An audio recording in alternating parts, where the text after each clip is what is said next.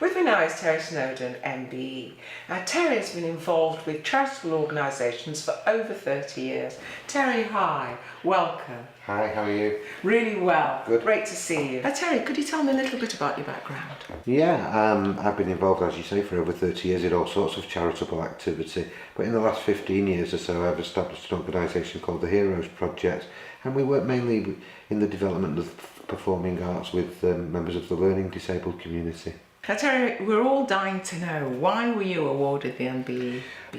I was awarded an MBE in 2004 for services to disabled people and the community of Greater Manchester. Lovely, well done. So what's your role within the ADPA organisation? I've got a nice little role within the ADPA organisation in the sense that I'm an advisor to the board.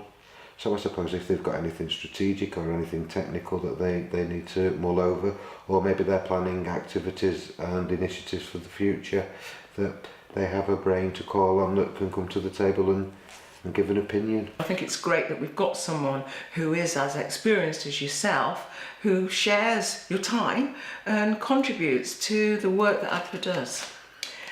Now, what inspired you to donate your time and expertise to ADPA particularly?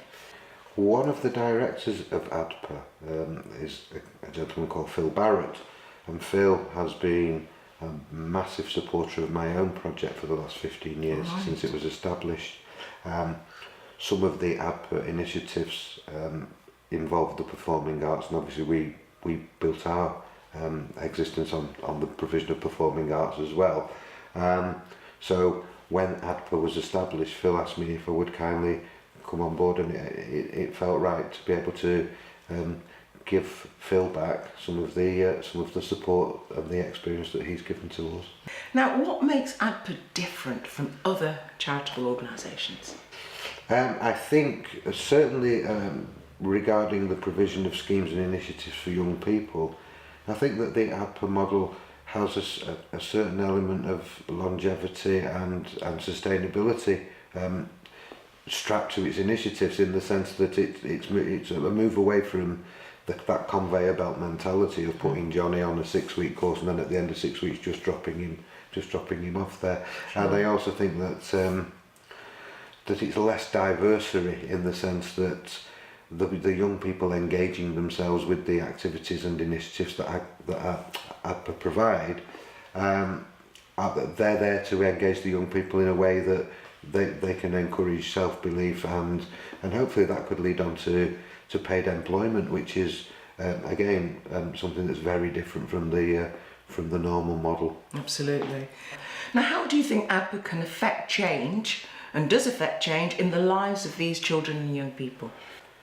I think it gives them the opportunity to get actively involved in things that interest them, particularly as young people, and I think that is really very, very different. And I also believe that the way that the initiatives are set up, the young people involving themselves in it actually develop via their own creativity, and to actually hang on the prospect of potentially paid employment at the back end of that, and that could last for as long as the young people themselves want to be involved in it, and they will also go on to become mentors and role models for other young people in their own local community, which is massively important. Terry, tell us, how important is it for members of the public to support groups such as ADPA? It is massively important for members of the public to support ADPA. Anybody from a local community that sets up a scheme or an initiative that makes a difference to the lives of young people from that community, they need support. And quite often groups such as this are up against the £1 million marketing budgets of the big national charities. And at the end of the day, they're all competing for the same pound note. So the local causes, the local projects don't necessarily have the profile, and therefore, because they are designed and set up to make a difference to the lives of local young people, that local people should get behind it and support it. Terry, thanks so much for coming and talking to me this evening. I've really enjoyed it. Thanks a lot, Terry. Pleasure, thank you.